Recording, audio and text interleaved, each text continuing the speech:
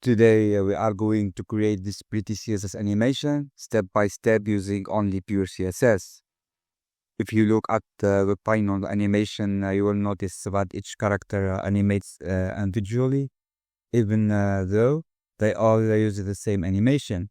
We achieve this by wrapping each character in its own span inside an H1, and we wrap everything in a main to center our content both vertically and horizontally.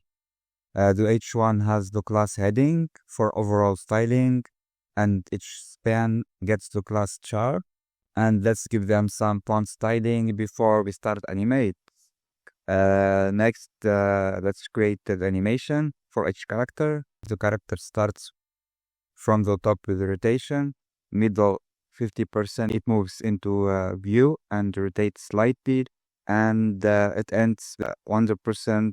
It settles into its final position.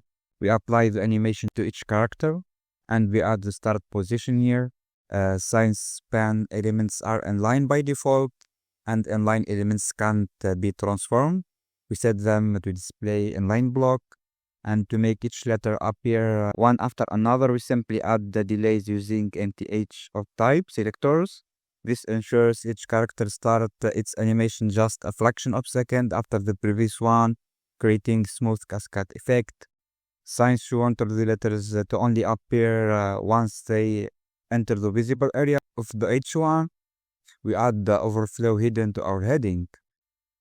And last but not least, to prevent the last character, which is the letter D here, from being cut off horizontally during the animation, we add padding right one viewport width to our heading.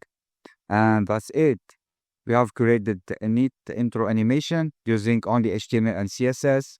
Each letter animates into view, giving our heading a fun, lively appearance. I will leave a CodePen link below, so you can play with the code and make it your own.